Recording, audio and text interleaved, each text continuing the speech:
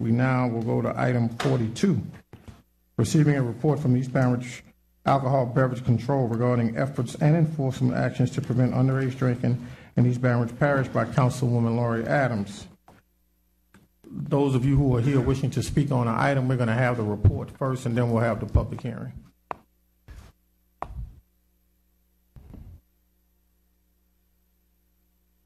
Hey, good afternoon.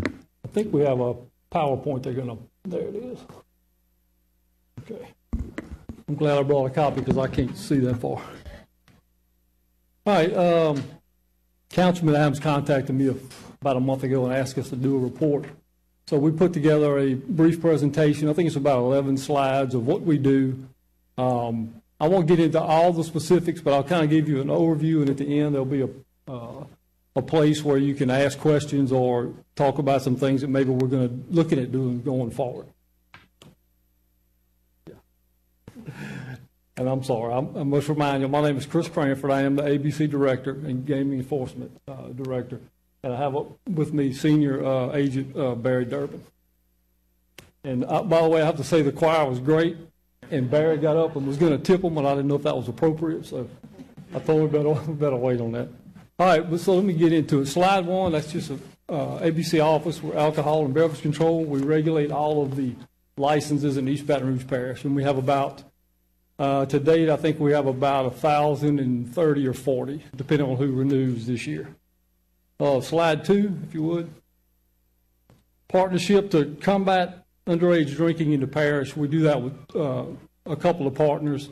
Probably the two biggest are the Sheriff's Office and the City Police Department here. We're only one piece of what we do, and all these agencies working together will, as you'll see the numbers, that's where it all comes from the work that we all put together. All right, next slide. Our goal is to deter underage drinking. As I was reminded today, we're not going to enforce our way into controlling that, so there's a lot of pieces that have to be involved. 5 of the things that we look at are education, training, our Jude program, which I'll talk a little bit about, compliance checks, and community involvement and things that we do out in the community. Next slide. Okay, education. Every person in the parish that obtains a liquor license first has to take an online responsible vendor class. We license about 9,000 people that go through that class. The majority of those classes focus on the proper ways to check IDs, the effects of drinking alcohol, and underage drinking. It talks about, excuse me, some obvious things that you look for in ID checking, like height and weight, addresses, things like that. They talk about ways to stop over-serving, the underage drinking problem, what is the legal limit for underage kids, what is the legal limit for adults. And if you look at some of those charts, I didn't bring those with me, but interestingly enough, a 200-pound adult can have 2 drinks or less, and he would be at that .02 level legally. For an adult, looking at the 21 and underage, for an adult 21 and older, it would be .08. But that's about 2 drinks if you're wondering what it takes for you to get to that limit. Businesses, we go out and educate those. It's the same thing. We talk to bars, restaurants, convenience stores. The biggest thing with our convenience stores, obviously, is checking for IDs because there's no drinking on the premises. For bars, it's checking IDs, and then also walking the floors, checking IDs, and making sure that underage persons aren't obtaining alcohol through other means. Restaurants, we don't have as many issues with, but we do check those, and I'll talk about compliance checks in just a second. High schools, we go around to those. Again, it's talking about underage drinking, what the laws are, excuse me. At what age can they drink illegally? Can they drink with their parents? And there's some things there that they can do, or some laws or things that are in place that will allow them to drink if they're 18 and older, and if they're at home. And we can talk about those if you like. Training, we go to the police academies. We talk about the ABC ordinance. Most police officers aren't aware of those sorts of things, so we go through the orders with them. We do that at the Baton Rouge Police Academy, the Carter Academy, and we've also gone to other agencies. I think the last we went to was in Hammond, and we talk about the program and the things that we do here to combat underage drinking. Fake IDs, we have a box, we started to bring it, it's a box in our office, we probably have 10,000 of those. That is a big problem here, it's a big problem across the country.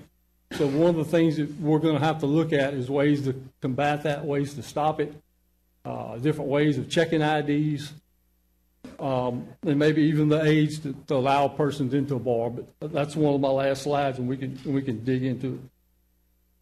Employee orientation at bars. Before every football season, we go around to the bars, especially in the Tigerland area, and we talk to them about IDs, talk to them about expectations, talk to them about floor walking, monitoring what's going on in the business as they're working. There's a lot of that goes on. Okay, our JUDE program, Juvenile Underage Drinking Enforcement. This was started probably in 1993 or 29 years ago. When we first started, it was funded by the Pennington Foundation, and eventually we started getting grants from Highway Safety. And this year, I think the grant we got was around $88,000 to $89,000. We use that grant in high priority areas, sporting events, concerts, parades. You'll have a parade coming up, I think, this weekend. St. Patrick's Day will be out there. And we're looking for generally concentrations of underage people. Okay.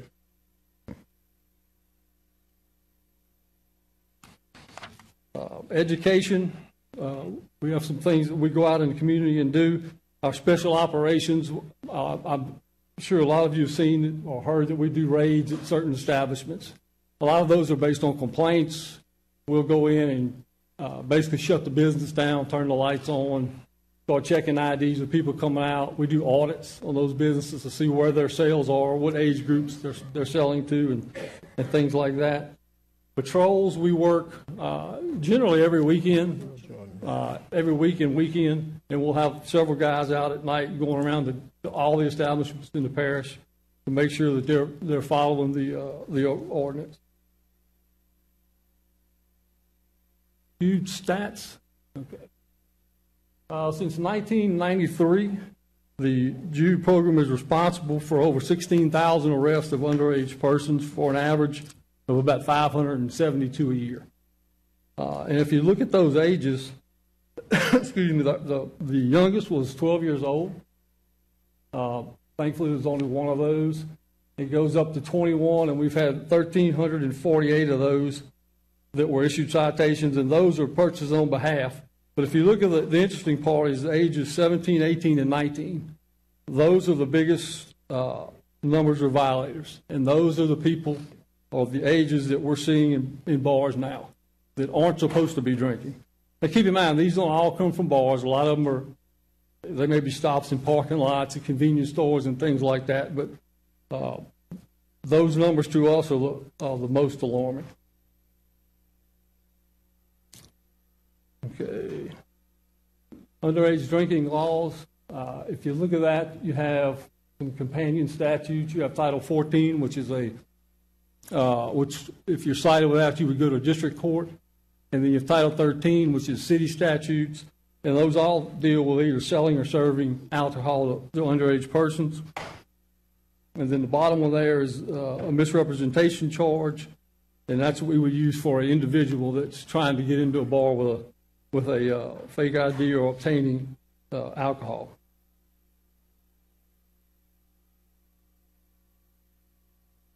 Compliance check program went back for 10 years.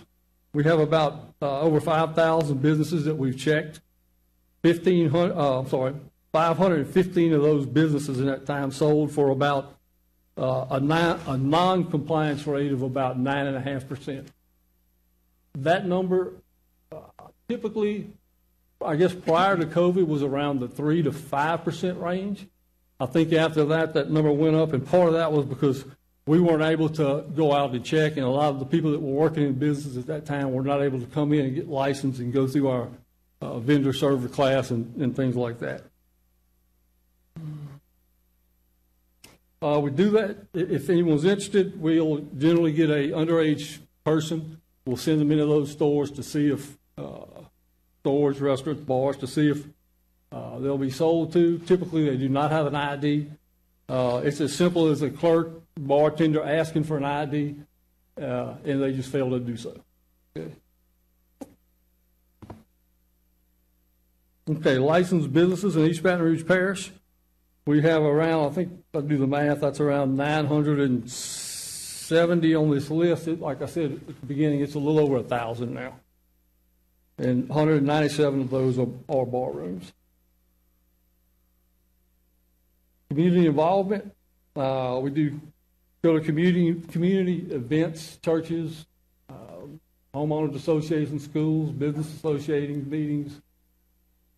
Community projects. We just got through doing the Project Sticker Shock campaign a few weeks ago, where we go out and the kids will actually come from schools and label alcohol to remind adults not to purchase it for underage kids, which is pretty cool.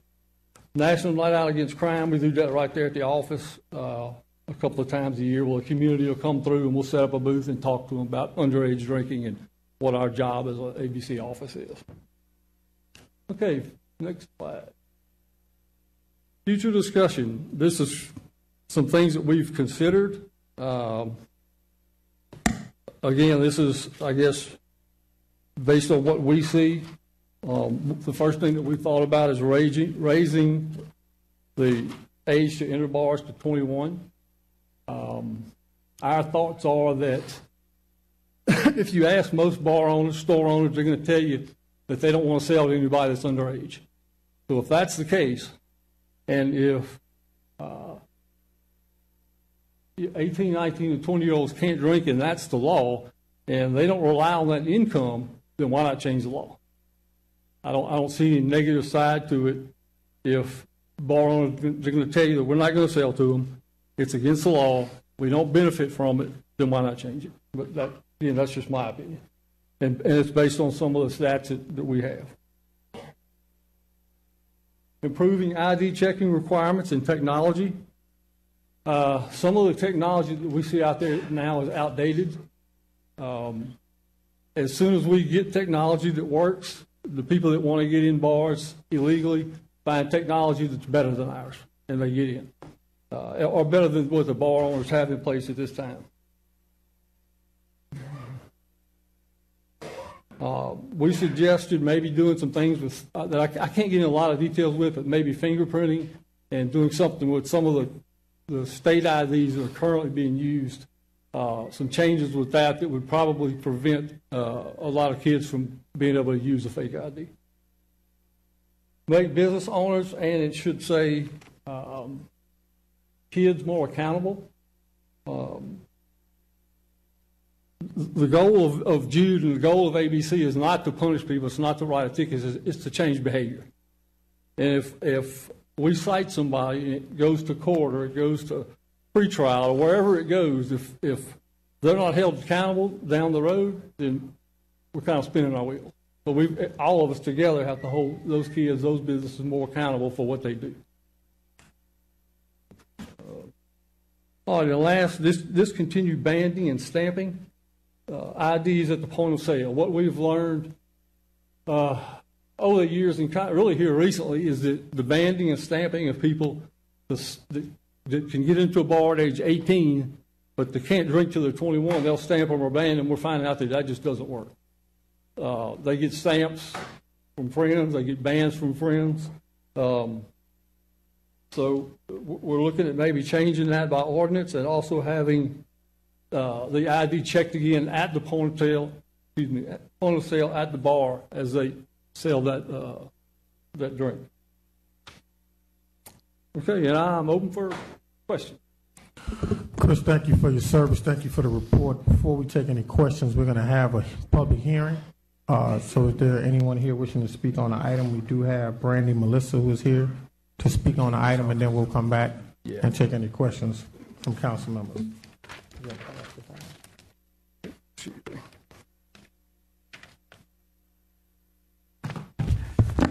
Finally. For y'all that don't know me, I'm going to read this because it's kind of emotional, personal, hitting subject for me because of experience. Council members, for those who don't know me yet, I was conceived in sexual violence. I also live with the effects of alcohol, weaponized by someone whose priority wasn't the safety of vulnerable human beings. My mom, before she passed from domestic violence trauma, made sure that I knew that my biological dad was stoned out of earth drunk before, during, and after her pregnancy with me. The night before he forced her to keep a pregnancy termination appointment, he shoved their dining room table against her stomach, and that is when she thinks the absolute worst damage was done to my brain and skull. That looks no different 2 weeks ago on my last MRI that it did in 2020, or has since I defied the odds in 1983. I think y'all should have a copy of that picture. When you tighten restrictions on bars, please don't ignore the effects the weapon alcohol can be used to inflict on victims that are left unable to fight back. My mom never regretted me not complying with the act she was forced to do to erase evidence of the crimes against her during her pregnancy. Her determination for me to be independent is why I am today, when medical science was not in favor of that. I do not take for granted being able to function with a smashed brain and crushed skull like nothing is wrong with me. That's also because of my mom. Please have the same passion for funding prevention of sexual assault and rape in East Baton Rouge as you have since Maddie's death for curbing underage drinking in the EBR. I've lived less than a mile from Reggie's bar for the last 15 years. Maddie isn't the first underage to be served alcohol there. She's just the latest that made headlines, and that's likely only because she's no longer with us. Reggie's license should be revoked indefinitely without question. Thank you for your time, and just so y'all know, the council person who asked for this ABC report was not on my ballot, and while mine is very responsive, I'm sorry, Ms. Laurie, but I have never gotten a response from you about anything. Y'all have a good day. Thank you. Is there anyone else here wishing to speak on the item? Reverend Anderson, come on down.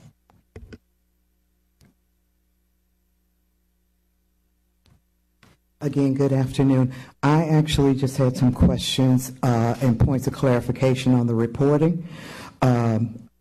I understand from the report that ABC has been trying to get out in the community, and I was just interested in whether there's data, statistics, facts on where specifically they have worked with the schools, the universities, the elementary and middle schools, the assorted school districts we have here, and what programs, if any, that they are using. The other question I had was in regards to, once again, sort of the issue of enforcement items, that if there has been any reporting on, for instance, which businesses have been cited and repeatedly, and what has been the practice with those businesses, because it is one thing to discuss underage drinking in a college environment, and that is not just privatized businesses, that is also localized. But quite frankly, as a parent, I know a lot of children started their drinking not in a liquor store, not in a club, but in the liquor cabinet. And so I would be very curious to know what efforts we're using to actually do education on the children and the parents, not criminalization, education. But I'd also be equally interested in knowing how many businesses are we either giving tax incentives to that have repeatedly shown up on some of these lists, or we have not, in fact, used the enforcement mechanisms in our toolbox. Thank you. Is there anyone else here wishing to speak on item 42? Ashley. Council members, you should have received one email comment on item 42. We now go back to council. Chris, if you come back to the mic, please. Council members. Councilmember Amoroso.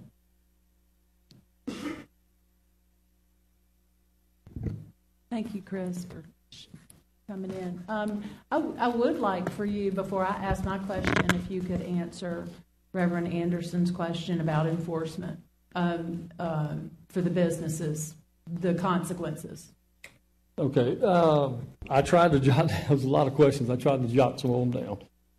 As far as the schools go, most of that is by invite only. If they call us and ask us to come, I don't want to name specific schools, but if the principal or a social worker will call us and ask us to come talk to the students, we do that. So you've been to the schools? We have been to schools. I don't know exactly what, like I said, I don't want to tell you exactly the schools that we went to specifically because I don't know that I can do that. But if we're asked, we certainly go. As far as statistics, we have statistics on all the businesses that we've cited. We have files on all that, how many times they've been cited, what the violations were, what the fines were, what the board's decisions were based on those fines. They're there. If they would like, anybody would like to look at that, they can. I think she mentioned taxes. I don't know of any tax breaks they get, but before any business can operate, they do have to have a tax clearance letter letting us know that their taxes are clear before they can get a license and before they can keep that license. So what are the fines, Chris? Just anywhere from $250 up to $1,000. If a bit, just to give you an example, if a business sells to an underage person, that fine is $750 for the business and $250 for the clerk that or the employee that sold the alcohol. Okay. So we have a whole list of fines that I'd have to pull those up, but it's a lot of them. So your program that you send underage into a business, is that, what age is that? That's the one, is it, what is it called? The underage CI? Just compliance checks. It's where we go in and send an underage person into businesses to check. How old is that person that usually goes in? Generally between 18 and 20. Most of the time I would say 18 or 19. Can y'all still do that? Are y'all still allowed to be able to send those folks in? Yes. Okay, because I was told different. Yes, we do. We do. I was told different. Okay. All right. Thank you. That's all I wanted to ask. I would encourage everyone to be able to go to an ABC board meeting sometime. Get quite an education. Those things that Reverend Anderson was discussing about fines and all those other kinds of things come before the board. It is a public meeting. So anyway, thank you, gentlemen. Appreciate it. Councilmember Adams. Thank you, Chris. I really appreciate you putting this together and coming today. So you say you've got a $88,000, $89,000 grant for your underage, juvenile, underage, I'm sure I'm not, the JUDE program. Right. How far does that go? So is this something that your office is engaged in weekly, monthly? You know, what is this? Is it seasonal, like football season? No, we apply for the grant every October, September. I think it goes October to October is the way the state's year goes. We work it every week that we have investigators available. Sometimes they can't work or don't want to work it for whatever reason, so we can't do it every single weekend or week, but for the most part we do. Right. So one of the issues that I think is out there, and I'm not really sure how we deal with, is sometimes people who are underage, but they're able to be in the bar or allowed in the bar, and they're not being served, but they're drinking out of other people's cups. Right. What do we do about that? Because that's, I know, it's a tough one, huh? Well, keep them out of there for one thing. I mean, that's something I think that really needs to be looked at. Yeah. If you're going to allow an 18-year-old in a bar, unfortunately, most of them are going to try to drink, 18, 19, and 20. So law says they can't, so I don't see the positive side of having them in there. But if they are going to be in there, and that's what we want to do, we want to allow them to be in there at 18, 19, and 20, then the bars are going to have to be more responsible for that age group. They may need to hire more floor walkers, they need to hire more employees, whatever it takes to monitor all of those people. And that's really hard to do. And then if you start banding, you say, well, we'll ban those kids and we'll stamp their hands so we can identify them. Well, they'll take the stamp from one hand and put it on the other hand. They'll swap bands. All that sorts of stuff happens. And it's impossible for us to go sit in there and watch that, or the police or the sheriff's office. It's something that the business is going to have to put more effort toward doing and monitoring those people if we're going to continue to allow them in there. Yeah, go ahead. Now, I'm out there every week, and I'm actually on the front lines, and we go to the bars all the time. When we talk to the bar owners, we talk to the folks, they say they have limits. So they set up 2 drinks at a time. That's all they can have to try to eliminate passing back. We know it happens, but they do that. They got apps, ABCs in the area, and then they straighten up. You walk in, they scream out ABCs here, everybody straightens up, and there's no passing. Vans are going on the floor, drinks are going in the garbage. So to fight it, it's education as far as what we do right now until things change. What do we do as far as education for, I guess, bouncers, so that people who are already inebriated, or are they allowed to walk into a bar, or is there some education that takes place? There is the responsible vendor class that I mentioned right at the beginning. Mm-hmm. That they're required. Everybody that sells, serves, consumes, handles alcohol is required to take that class online. We used to teach the class in the office, but when COVID started, we had to stop doing that. But they still take the class online. The class goes through all those things, selling, what age do you sell to? Selling to people that are intoxicated. How do you know if somebody's intoxicated? And I talked a little bit about it, but it's being able to count the number of drinks, having an idea of what the person weighs, how long they've been in there, and you can kind of get a rough idea whether or not you're over-serving or you would over-serve them. So that's one thing. Part of the class also has a security piece in it where bouncers have to be security certified. That's also included in the classes they take. So they get education piece and they get the security piece. And once they pass that class, they bring us a certificate showing that they've taken it, and then we'll issue a license. Got it. Would you, are you able to compare us to other cities of a similar size, other college towns? Do you have any sense of whether we're on par, we have more problems, less problems? Any? I want you extra time, Councilmember. Do you mind? Yeah. Okay. We have not. I know that I talked to the state a few weeks ago. They are looking into some things like that and other options, see what other cities are doing, other states are doing, see if there's something that we can implement, but I have not heard what their findings were yet. Okay, I'd just be interested. We can find out. I'd be interested to know how we compare. That's all the questions I have. If it's okay, I'd like to just address Miss Melissa.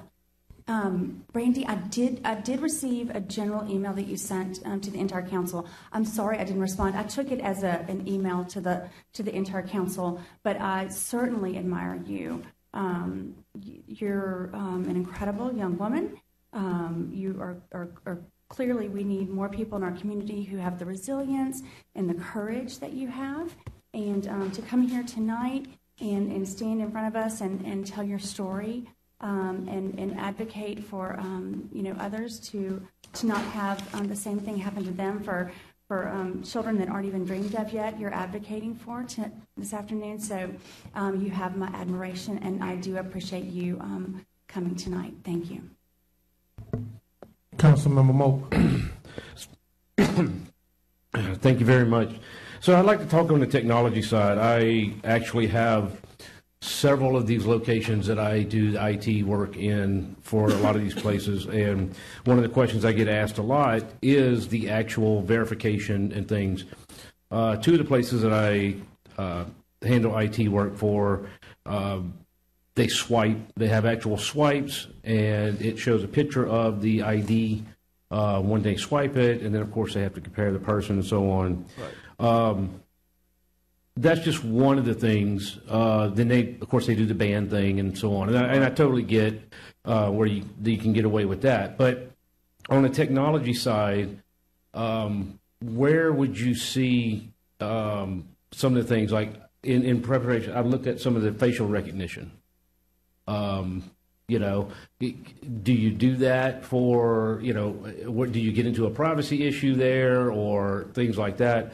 What are some of the things that you're seeing used out there in maybe some other places, if y'all have researched into that? Because you had mentioned a while ago about different technologies and keeping up with the times as far as recognition to try and keep some of this out. So what would you see as some of the things to look into as far as that bars can implement now? I'll go and I'll reference that with the 21 and up, because I've seen a lot of the places that have done, they've tried to go to the 21 only, and then that cancels out, you know, them going with their friends and so on, because they have a range of groups and so on and things like that. Then they've gone back down to the 18 because it wasn't working out for them. I totally agree that we've got to stop the underage serving, but I feel like it's going to be more of a responsibility on the bars. And what could we assist with, and what could we help with, and the ordinances and everything to require these certain technologies to keep up with this?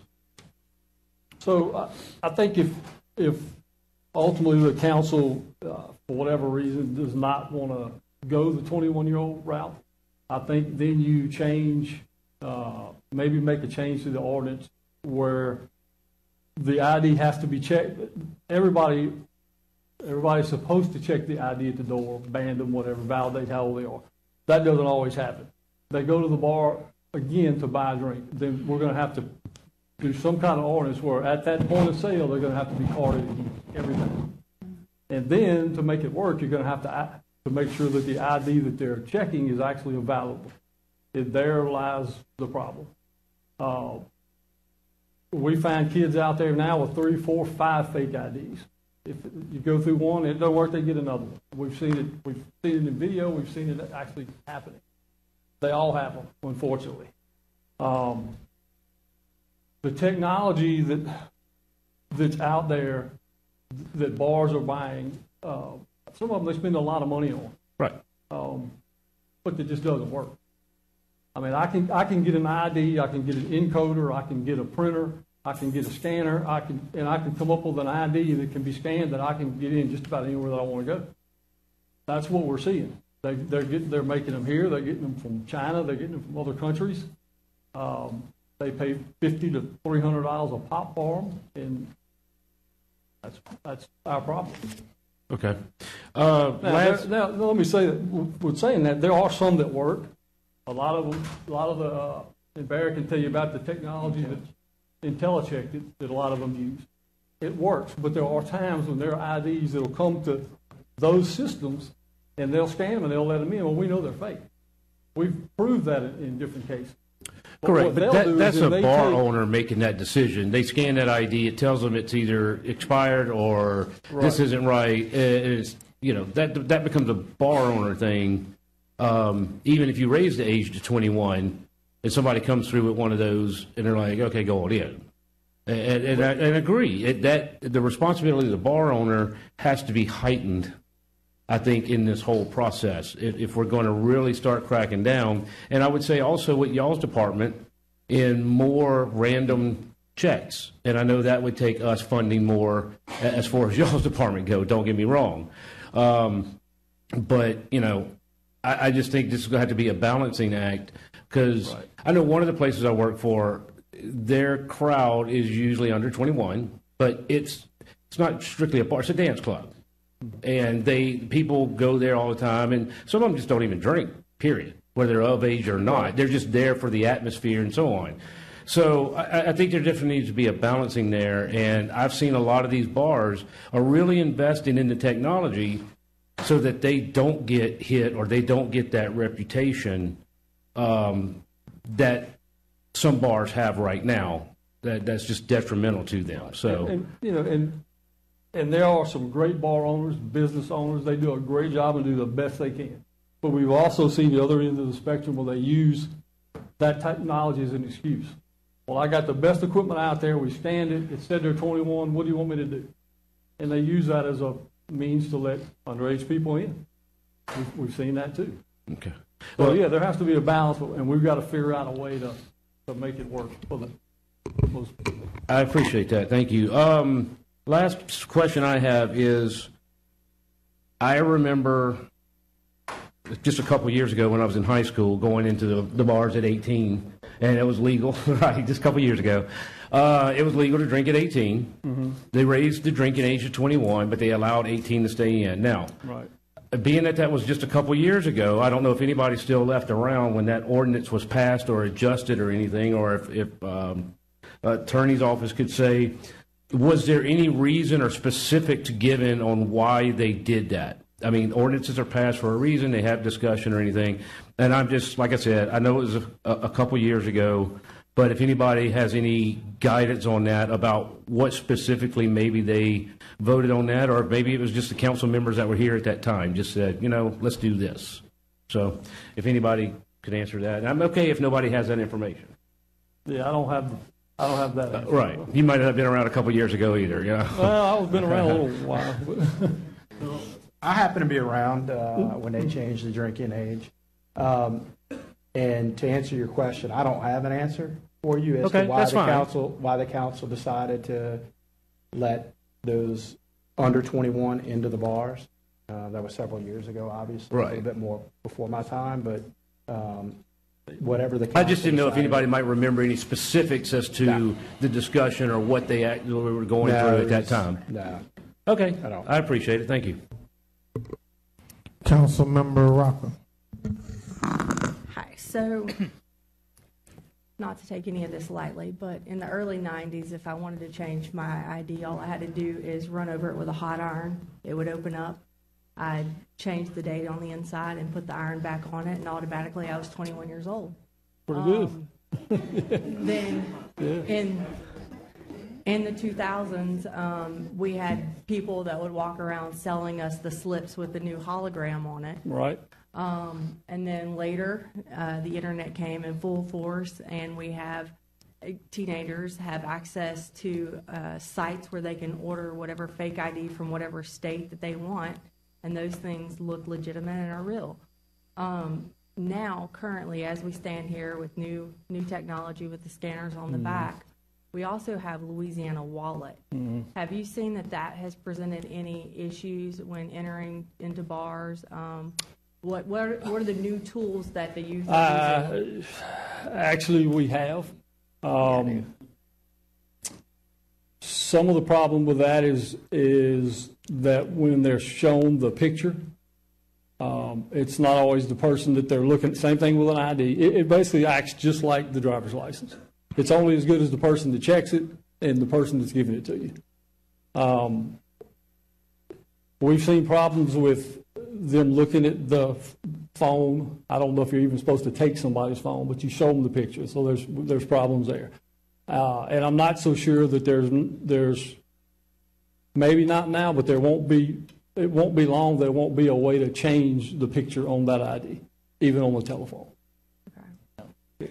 This week we had several two females with looking the same. Particular, you can tap into their login, and I can put your LA Wallet on my phone. Yeah. And so they're doing that. They're taking somebody of legal age, putting their login so they can have it flip, and they can do that. So they're actually doing that right now. Okay, so with that being said, if we were exploring options with regard to changing some of the standards of getting into bars, would it be, in your expert opinions, suffice it to say that the hard copy of the license is a little bit more accurate with regard to getting into, or maybe not being duplicated as far as bars are concerned and underage folks? Like, should we be requiring that it be a hard copy of a driver's license rather than LA Wallet?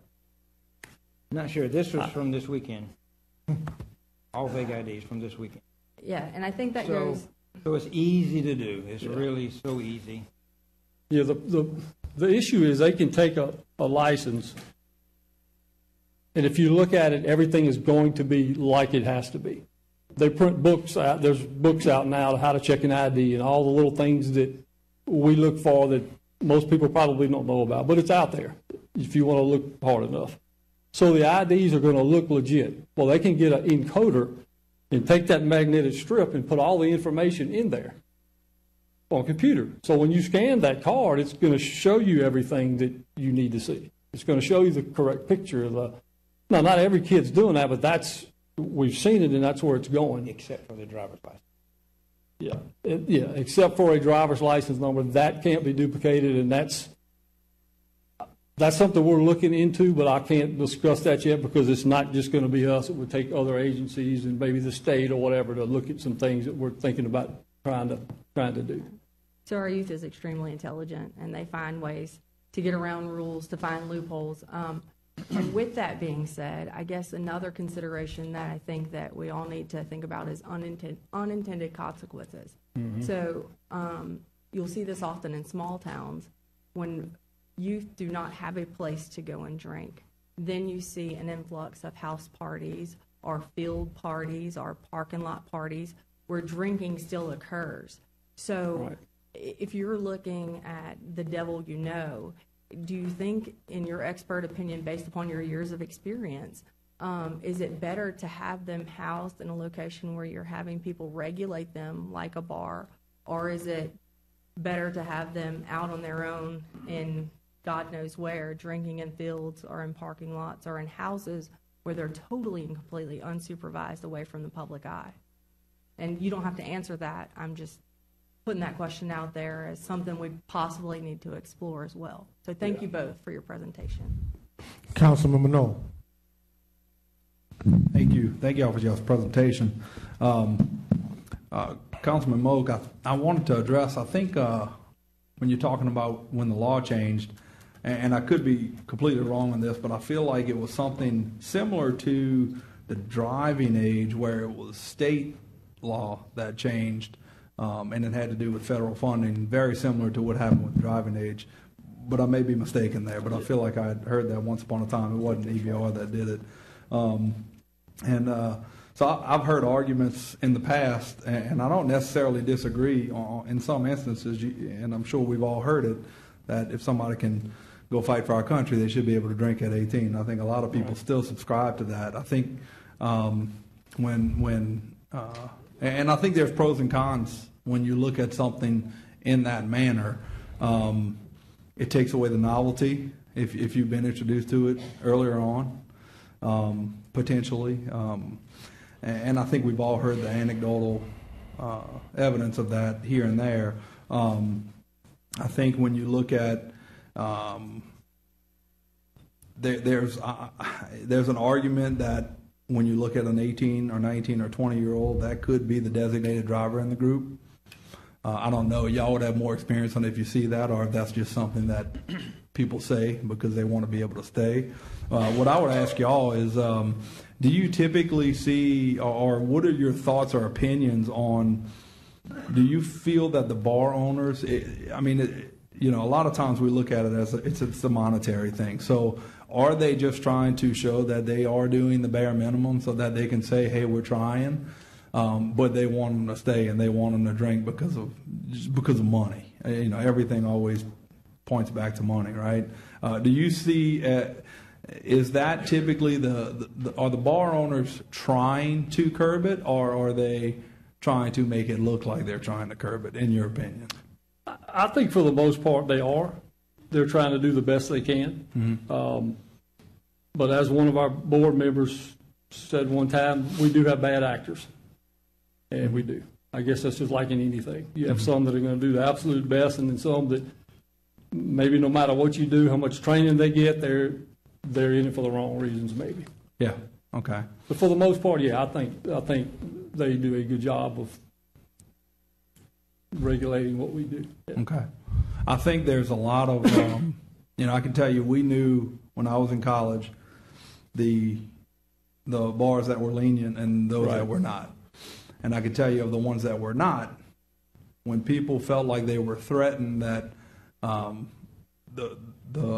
bouncer walking around was going to come and take their drink, What that led to was typically drinking drinks faster, and so the binge element comes into play. Right. And so it's almost like a cost benefit analysis every time. There's pros and cons to every scenario, and so it's a challenge. I mean, everything you're saying here, I think everybody can hear. It's a challenge trying to combat it.